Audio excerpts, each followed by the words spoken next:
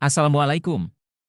Selamat datang di channel kami yang akan membahas kisah inspiratif tentang salah satu nabi terkemuka dalam Islam, yaitu Nabi Yusuf, Joseph. Siapa sebenarnya Nabi Yusuf dan apa yang membuat kisah hidupnya begitu istimewa? Mari kita telusuri bersama dalam video ini. Nabi Yusuf adalah seorang nabi yang dianugerahi kecantikan, kecerdasan, dan kemampuan menafsirkan mimpi. Dia adalah putra Nabi Yakub dan Rahel, serta saudara kandung Bunyamin. Dia memiliki 11 saudara tiri yang iri hati kepadanya karena ayahnya lebih menyayanginya. Suatu hari, Yusuf bermimpi melihat bulan, matahari, dan 11 bintang bersujud kepadanya. Dia menceritakan mimpi itu kepada ayahnya, yang menafsirkannya sebagai pertanda bahwa Yusuf akan menjadi orang yang mulia dan berpengaruh. Ayahnya juga memperingatkannya agar tidak menceritakan mimpi itu kepada saudara-saudaranya, agar mereka tidak berbuat jahat kepadanya. Namun, saudara-saudara Yusuf sudah mengetahui tentang mimpi itu dan merencanakan untuk membunuh atau membuangnya. Mereka meminta izin ayahnya untuk mengajak Yusuf bermain di padang. Ayahnya awalnya ragu, tetapi akhirnya menyetujui permintaan mereka. Di padang, saudara-saudara Yusuf menangkapnya dan memasukkannya ke dalam sumur kering. Mereka berniat untuk meninggalkannya di sana sampai mati atau dipungut oleh orang lain. Namun, salah satu dari mereka, Ruben, berencana untuk menyelamatkannya nanti. Sementara itu, mereka mencelakai baju Yusuf dengan darah domba dan membawanya kepada ayahnya, sambil berpura-pura menangis bahwa Yusuf telah dimakan oleh serigala. Tak lama kemudian, datanglah sekelompok pedagang yang lewat di dekat sumur. Mereka menurunkan timba untuk mengambil air, tetapi malah menemukan Yusuf. Mereka merasa senang karena mendapat budak yang tampan dan membawanya ke Mesir untuk dijual. Di Mesir, Yusuf dibeli oleh seorang pejabat istana bernama Potifar. Potifar mengangkat Yusuf sebagai pengurus rumahnya dan mempercayakan segala urusannya kepadanya. Yusuf bekerja dengan baik dan jujur, dan mendapat berkah dari Allah. Namun, istri Potifar tertarik kepada Yusuf dan mencoba untuk menggoda dan memaksa Yusuf tidur bersamanya. Yusuf menolak dan berlari, tetapi istri Potifar menarik bajunya sampai robek. Ketika Potifar datang, istri Potifar menuduh Yusuf yang mencoba menganiayanya. Potifar percaya kepada istrinya dan memenjarakan Yusuf. Di penjara, Yusuf bertemu dengan dua orang pegawai Fir'aun, yaitu kepala juru minuman dan kepala juru roti. Mereka bermimpi dan meminta Yusuf untuk menafsirkannya. Yusuf menafsirkan bahwa kepala juru minuman akan dikembalikan ke jabatannya, sedangkan kepala juru roti akan digantung. Yusuf meminta kepala juru minuman untuk menyebutkan namanya kepada Fir'aun, agar dia bisa dibebaskan. Ternyata, tafsiran Yusuf benar adanya. Kepala juru minuman kembali bekerja untuk Fir'aun, tetapi dia lupa untuk menyebutkan nama Yusuf. Yusuf pun tetap berada di penjara selama beberapa tahun. Suatu ketika, Fir'aun bermimpi melihat 7 ekor sapi gemuk dimakan oleh 7 ekor sapi kurus, dan 7 tangkai gandum penuh dimakan oleh 7 tangkai gandum kering. Fir'aun bingung dengan arti mimpi itu dan meminta penjelasan dari para ahli, tetapi mereka tidak bisa memberikan jawaban yang memuaskan. Barulah kepala juru minuman teringat akan Yusuf dan kemampuannya menafsirkan mimpi. Dia memberitahu Fir'aun tentang Yusuf dan meminta izin untuk memanggilnya.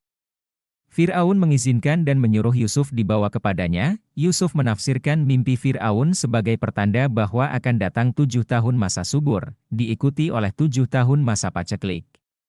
Dia menyarankan Fir'aun untuk menunjuk seorang yang bijaksana dan cakap untuk mengurus persediaan makanan selama masa subur, agar bisa digunakan selama masa paceklik.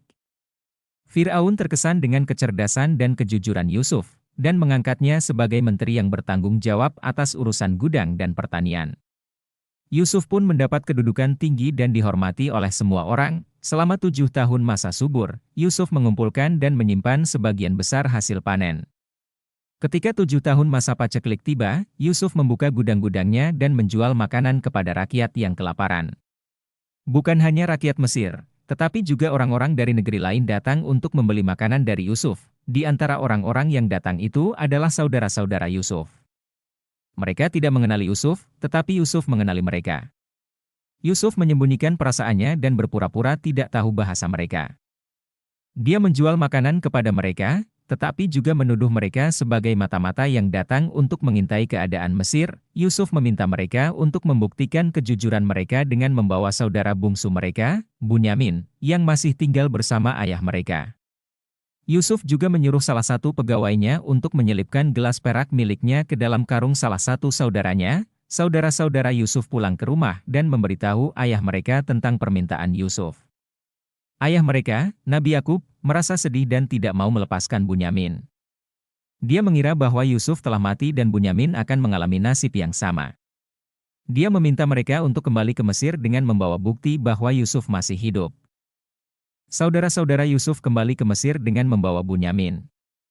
Yusuf sangat senang melihat saudara kandungnya dan memperlakukannya dengan baik. Dia memberitahu Bunyamin bahwa dia adalah Yusuf, dan meminta Bunyamin untuk merahasiakannya dari saudara-saudara mereka yang lain. Ketika saudara-saudara Yusuf hendak pulang, Yusuf menyuruh pegawainya untuk mencari gelas peraknya yang hilang. Pegawai itu menemukan gelas itu di dalam karung Bunyamin. Yusuf mengatakan bahwa dia akan menahan Bunyamin sebagai budak, dan membiarkan yang lain pergi. Saudara-saudara Yusuf merasa bersalah dan tidak mau meninggalkan Bunyamin. Mereka memohon kepada Yusuf agar melepaskan Bunyamin dan mengambil salah satu dari mereka sebagai gantinya. Yusuf menolak dan berkata bahwa dia hanya akan mengambil orang yang bersalah. Saudara-saudara Yusuf tidak tahu apa yang harus dilakukan. Mereka berbicara di antara mereka dan mengaku bahwa mereka telah berbuat zalim kepada Yusuf dulu. Mereka tidak menyadari bahwa Yusuf mengerti bahasa mereka. Yusuf menangis mendengar pengakuan mereka. Akhirnya, Yusuf memutuskan untuk mengungkapkan identitasnya kepada saudara-saudaranya. Dia berkata, "Akulah Yusuf dan inilah saudaraku. Allah telah melimpahkan karunia-Nya kepadaku. Sesungguhnya barang siapa yang bertakwa dan sabar, maka sesungguhnya Allah tidak akan menyia-nyiakan pahala orang-orang yang berbuat baik." Saudara-saudara Yusuf terkejut dan meminta maaf kepada Yusuf. Yusuf memaafkan mereka dan memeluk mereka. Dia juga memberitahu mereka bahwa ayah mereka masih hidup dan meminta mereka untuk membawanya ke Mesir. Saudara-saudara Yusuf kembali ke rumah dan memberitahu ayah mereka bahwa Yusuf masih hidup dan menjadi menteri di Mesir.